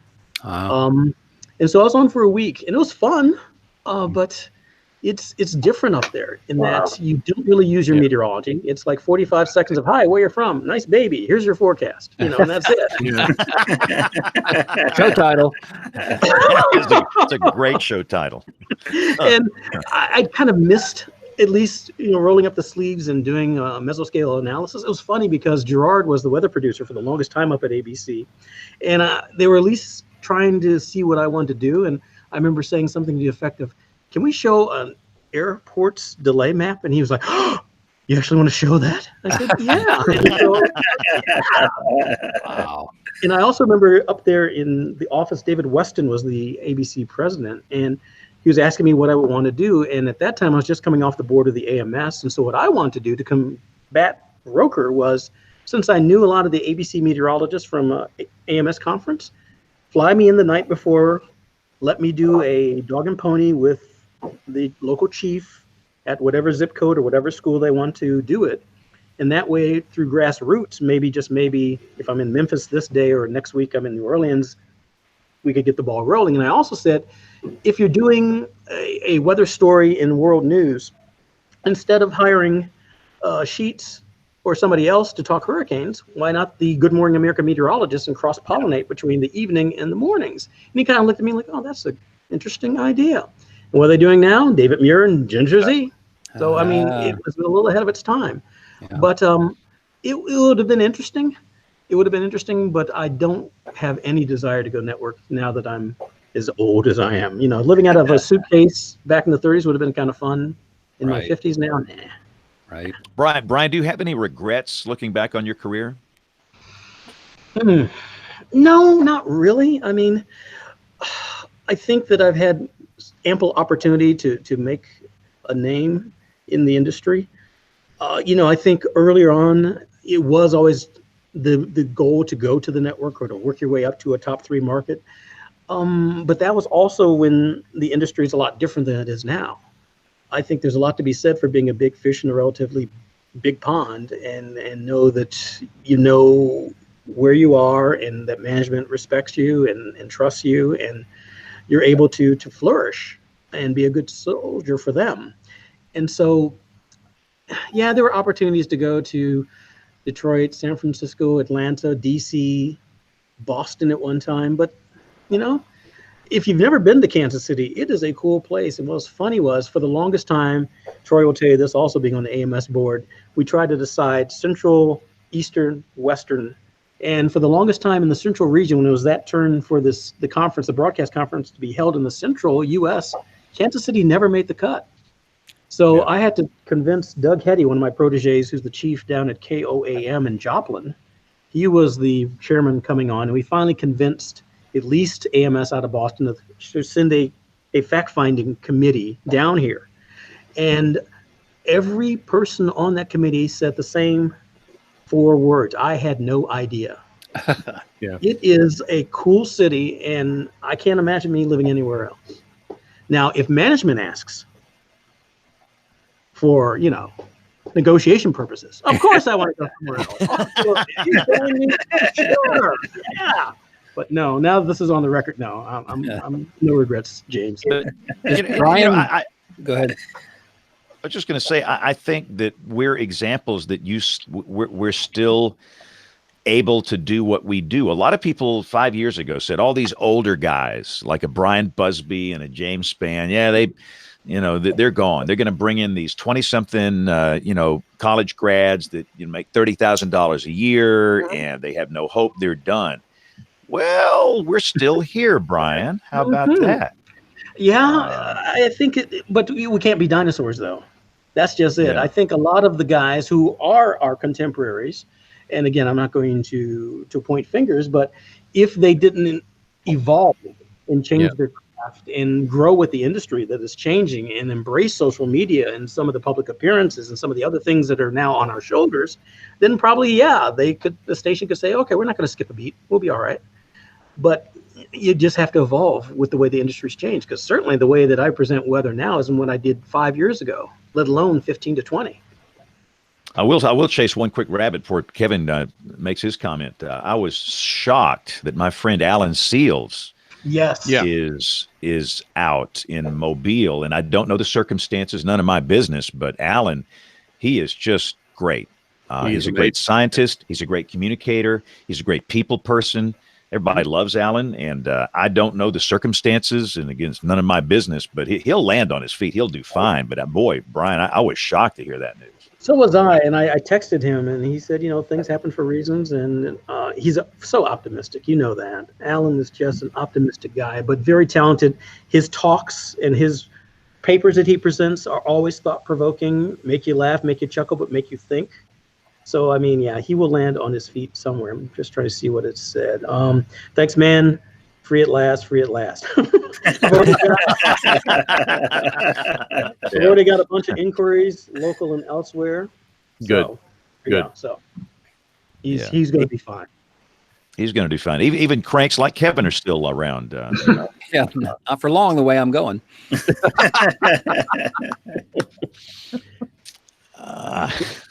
Who did we interrupt? I'm sorry. Was there somebody? No, a minute ago I was going to ask about a guy named Brian Bracco. Is he still around? Is he retired or? Brian Bracco has retired. Brian Bracco was the news director at Channel 9 who took a chance on the weekend guy who made me chief at 28. So that was back in 1988. He made me, actually 27 is before my 28th birthday. And he was the guy who said, yeah, this guy's up and running. They look at research, and the Q rating was a pretty steep climb, with me only being in the market for 2.5 years. So something different, something fresh. Brian was a corporate news director at Hearst. Brian then went across the street to the Scripps station to be a general manager, and that's where he retired from. So yeah, he's enjoying it. We had a couple of retired employees here at Channel 9. He came back and visited, and he looks great, and just having fun with the grandkids and just enjoying himself. So yeah, I owe a lot to Mr. Bracco. Mm-hmm. You know where he used to work, Kevin, don't you? Who? Brian Bracco. No. Channel 6 in Birmingham. You're kidding. When?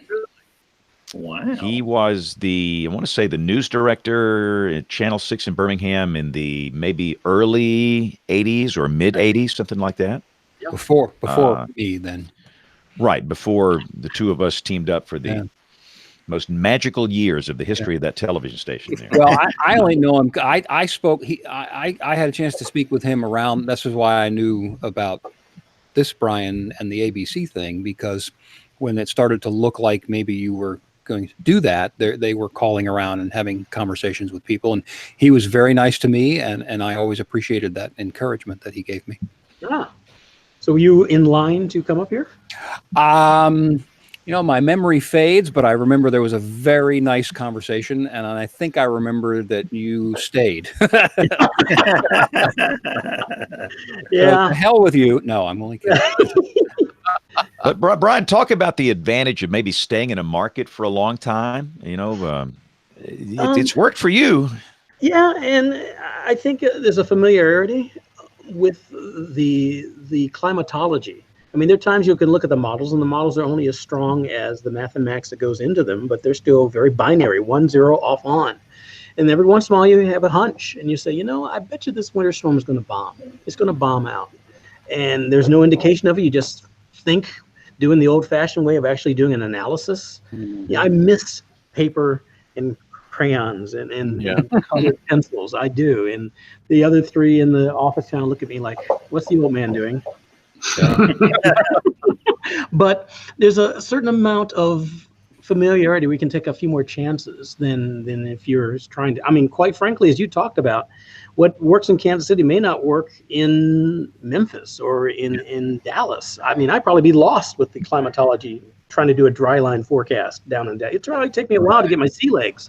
Yeah. Also, it is nice to be in a market where you can make calls if you do want to try to do ventures on the outside, where people who are whether it be in banking or in real estate or whatever. So, I mean, quality of life has a lot to do with it outside of what we do on television. So to be able to put those roots in and to know that your phone call will be returned is kind of nice.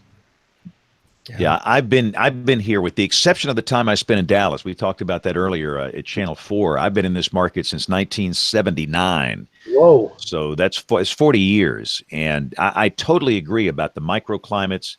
Yeah. You learn so much about the oddities of events, and you build up this database in your mind where you can think back, and you were burned by a bad forecast. And I saw, I don't know who put this out, but somebody noted that we've got camitis now, these convection allowing models. Right. We just stare at them without even thinking twice about them. They're the gospel. Whatever this thing says, it's going to happen. And that's not true. Oh. And sometimes you can think back in your mind, I lived through this event 6-7 years ago, maybe 10 years ago, maybe 20 years ago. And the models didn't handle it well. And it's the same set of circumstances. And I'm going to blow off the her and kind of go with experience and analysis. So I agree. If you stay in a place for a long time, you do learn a little more about the mesoscale meteorology that you deal with. I'd bomb out in Kansas City or Denver or Wichita Falls. It'd take a long time to learn that stuff. It takes, this ain't easy. There's a great line. I think it's attributed to Bill Bunting. Models are useful, and sometimes they're right. I like that. I like that one. Yep. But you know, a lot of this had to do with that high risk day. And again, we were doing the show that night, Kevin. Yeah. And it didn't. I don't know if it verified as. I don't think it verified as a high risk. And certainly, some people were expecting these massive tornadoes hitting these big population centers, and we know that's not the way it works. But that there was a school of thought that was a bust, and that there was too much reliance on the cams, and that we have gotten out of the thinking business. And I think a lot of people have the same problem I do, is time. Brian, you talked about time. The richest person in the world can't buy another microsecond. Nope. And there are days I don't have time to do any analytical thinking, and that's dangerous in this business. That's what we're paid to do. Right. And now you're on the face bag and the tweeter and the all this stuff we're doing here, and there's just no time. And that's the one thing I need to study, my time management. And that's my goal for this year, is to do some improvements on that for the fall. I think one of the byproducts, though, and I'm not going to go on a social media rant for that event, was it was forecast at some level of, for lack of a better term, hype so far out that we had this kind of echo chamber just building and building and building and building beforehand. And that's the kind of thing we're seeing on all of these events now, especially when you start looking further and further out. And then everybody's so wound up by the time it hits. The thing that happened that night in my market was we had a layer about 750 millibars, I think, a warm layer that capped us off for much of the afternoon into the early evening. And so as you guys were talking and I was working, things sort of shifted to this heavy rain event, which you guys were alluding to. And it wasn't exactly over Oklahoma City, but I know James Adelot, was just inundated with tornado warnings and flooding that night in Tulsa. That just turned into a horrible, horrible deal. So at some level, there was certainly a verification. The placement was a little bit off. But that's one of the things that concerns me about, looking further and further out. And I know this horse is out of the barn, but you get into one of these days, and the valuable thing that day was, I believe they had started this Taurus project from OU. They were out chasing and doing with the Dows and all these things, but that group, and then Rick and in Norman and the folks in Fort Worth were throwing up balloons every couple of hours. And that was where we found that warm layer. And you kind of started to go, okay, well, here it is. But, you're just not going to see that days and days out on any model, at least not for years to come. So it was a bit of a hype level event, I think. I would love to talk to John about this, just to get your perspective, because, the other thing that makes it difficult for us to try to keep the horse in the barn is what I call not meteorologists, but mediaologists, because of Facebook and Twitter and Instagram. These people who live in the basement of their parents go out there, try to get likes, try to get shares, and then all of a sudden they're the ones who are forecasting and hyping it, but we get the blame because we have the names in the equity in these markets. Well, Busby said, no, I didn't. That meteorologist did. So, I mean, how do we address that?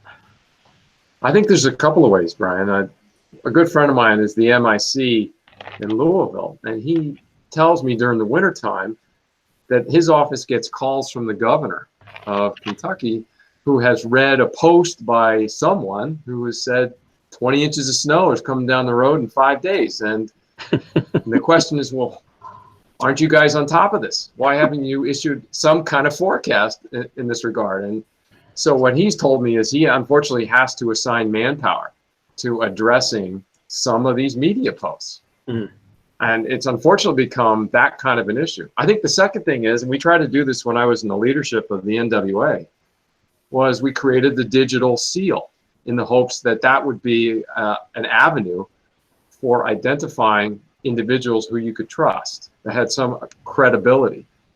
That hasn't quite taken off the way we thought it would, unfortunately. So then it becomes the issue of truly, who do you trust? Yeah. Who do you know? Yeah.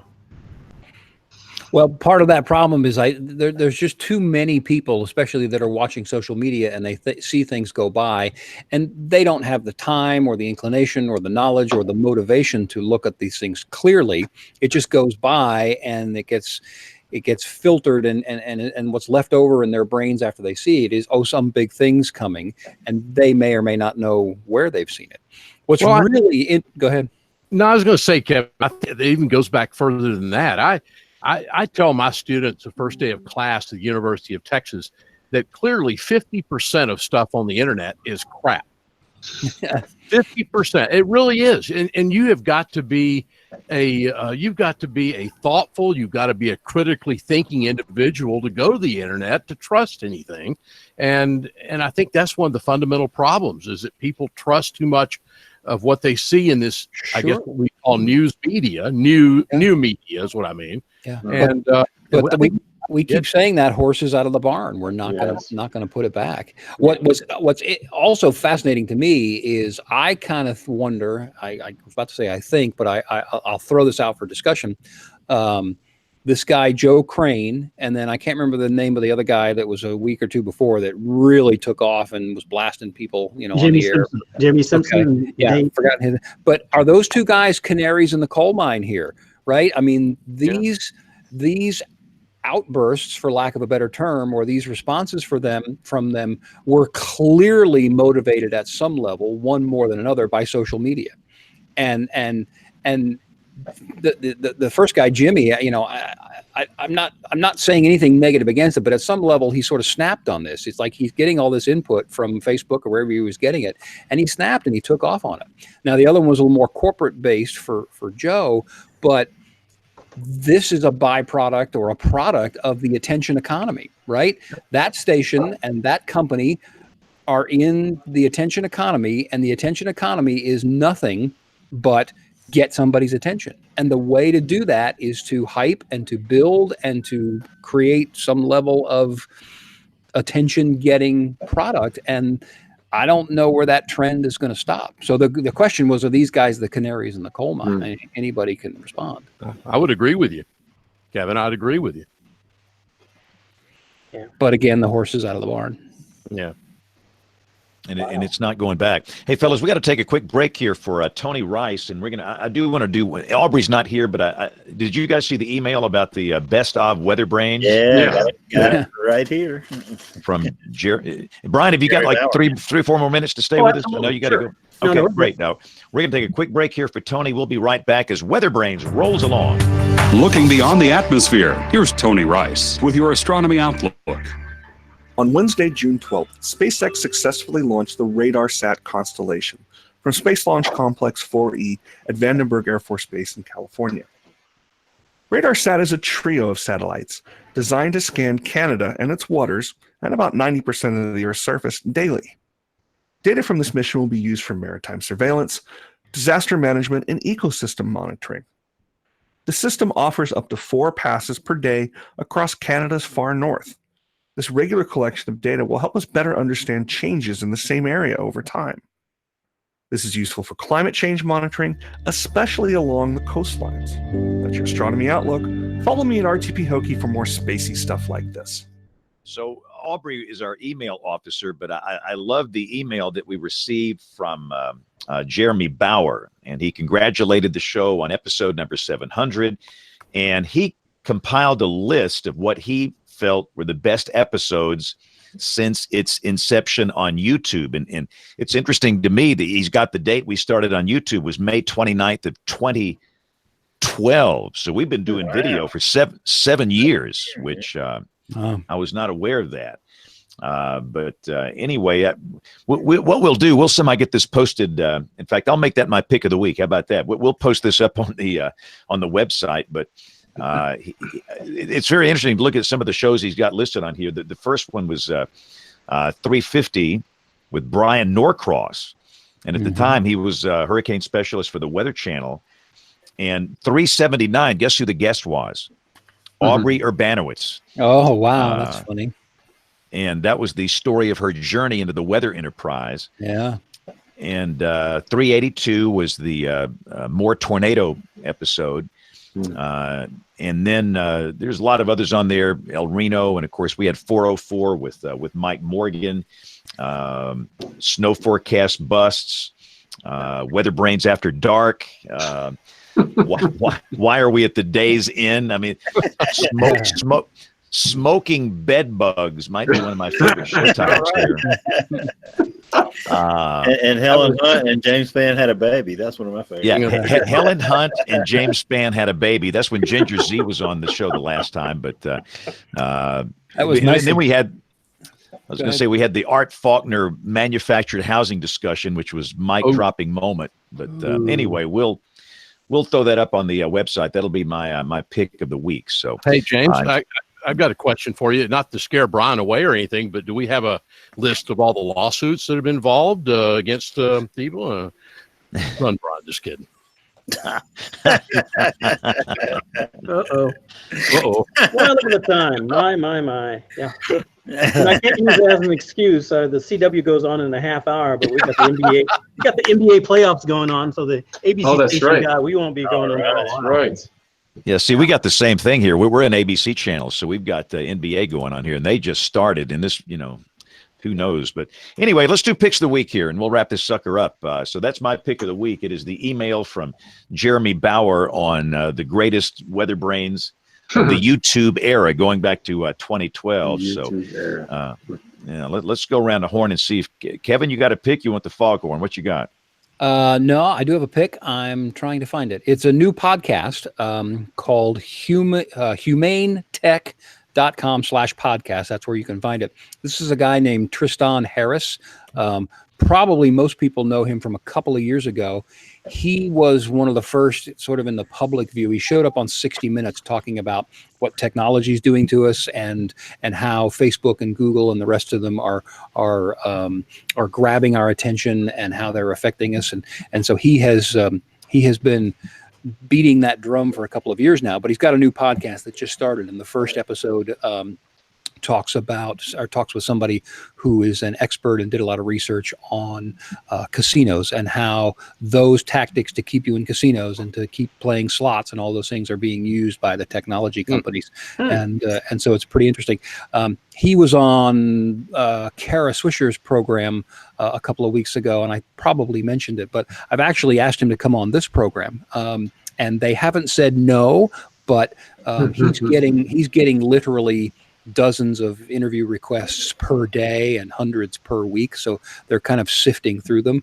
And I said, well, we have a really interesting angle and some really interesting questions. And we have James and I who face off against each other on these social media questions. And so we'll see if maybe he can carve out some time for us. But I think it would be a fascinating interview. But his podcast is pretty good so far. All right. I'll stick it in the podcast app. That's awesome. And all these picks will be up on the website, weatherbrains.com. All right, Dr. John, you got one for us this week? Yeah, James, actually, I do. This is a site that you can go to that is updated on a daily basis. And I was curious reading and hearing about the amount of snowpack that's still in the Rockies. So this site actually provides a daily update on the snow water equivalent that's still in the Rockies. And these numbers are phenomenal. And the important part of this is that this snowpack is located in the headwaters of the Colorado River in some extent. So the site that I've got here is it's called the Snowtel Current Snow Water Equivalent. And you look at some of these numbers, they're over 1,000% of average for this time of the year. So this bodes very well for those reservoirs that need this water. Wow. Yeah, that's going to fill those suckers up real quick. That's awesome. We'll put a link up on the show notes here. All right, Troy, what you got for us? You ready for the button there, James? You ready to go in 3, 2, 1. Very good. I'm proud of that one. I'll take it. There you go. There you go. All right. So Bill Murray, we'll hold Brian till the end, so in case he has to figure one out here. Bill, what you got for us? Yeah, James, I'm glad Troy took the foghorn for me this week because I actually have one. Earth and Sky had a great story this week about a very photogenic tornado in Oregon, or a funnel cloud in Oregon, that it was actually juxtaposed with a beautiful golden bald eagle. I saw that. That was pretty spectacular. So that was really cool. We're in the middle of a great 6-week run of guests, starting with Brian tonight. Next week, Andrew Bloom will join us, his new book, The Weather Machine. Michael Eckert, we're going to talk about aviation and the commercial United States weather program with Michael Eckert from NOAA about aviation and weather. We'll be talking about mobile home populations on July 8th. Nate Tanner will come back and have a meteorologist from Delta Airlines on the 15th. And we're finally going to get our great show with Victoria Allen from the National Weather Service in Flagstaff about how she and her team there in Flagstaff have been working hard to translate meteorology into the Navajo language. And she has some fascinating stories to tell. So really looking forward to the next 5 weeks here on WeatherBrains. Awesome. So, Brian, obviously one pick is going to be your book. Now, is this available now? And if so, how do you buy one? It's available on Amazon right now. I can give you the link that you can put up there. But yeah, this was probably the moment right there with little Brian hearing thunder for the first time with the boom. I was totally scared by that. And yeah, I would say I'll put that link up there, but still just the conversation about how just the canary, as somebody said, in the mine. I think we're all would love to say things like that. They were to a breaking point. So I don't necessarily have a link per se besides that one for the book, but I love the discussion. I'm glad that we were able to at least start it and not give up on how to get a solution to it, but know that it's going to be difficult to wrap your arms around. Well, there you go. There it is. There's the link. Well, there you go. That was quick. There you go. Not bad at all. Brian Busby's Wonderful World of Weather, a kid's introduction to the concepts of weather. Cool. That's awesome. I will tell you, so many parents ask for books like this. That's going to be fantastic. How long? So you released it back on June 3rd? So this is just looks like it's just up on Amazon. On June 3rd, it's been about a year to 2 in the works, revising some of the pictures and some of the language. And nice. Yeah, I'm pretty pleased with it. The production company out in California did a great job, and they ran with it and put the spin on it. And yeah, I'm pretty pleased with it. So yeah. Awesome. I'm glad it can hopefully. Hey, this is something I didn't know. Do you know what they call the fear of thunder? Oh, brontophobia. As a brontosaurus, because the dinosaur, when it walked, they thought it would shake the earth. Brontophobia. Wow. So next time you have the in-laws over and you have that lull in the conversation, pull out Brian's book, gather around the fire. Talk about brontophobia. Hey, there was something for, if I have one more minute, I think I shared this with you guys. It was during that high risk day, but I wanted some comment on it, and I wish Kim was here. It was that high risk day, and the further we got into the evening and the new SPC outlook came out, I thought this was really fascinating. My weekend guy, Michael Bowling, and I were talking about this. They reduced the size of the high risk area, right? And Michael noticed on social media that some number of people interpreted that as a higher risk for that smaller area. Interesting. Yes, they thought that their comments were, now there's really a bigger bullseye on this particular area. And I would love comment on that. That's a Kim question. Yeah. We'll get. She should be back on here next week. But yeah, that whole thing was a very interesting case study. But what we're going to do right now is kind of wrap this thing up. Hey, Brian, thanks for coming on the show. Awesome to have you on as always. Appreciate it, and thank you for the comments about a couple Tuesdays ago. Yeah, and if you want to get in touch with us, the email address, it is email@weatherbrains.com. Aubrey should be back on the next show, and we'll have a long email segment, but all of our information is there, the show notes. So anyway, thanks for listening. I hope you'll have a marvelous week. Thanks for listening, and God bless. Thanks, everybody. Thanks, Brian, for joining us. Thank you. Brian, thanks, you're the Brian. greatest. Oh, my honor. What do we decide on the title? It's either James Unhinged or We Met in a White House Bathroom, which is probably what it's going to wind up being. That's the one that people will listen to this show. Yeah. We met in a White House bathroom. That's right. Sounds like a bad joke. All right, we'll see you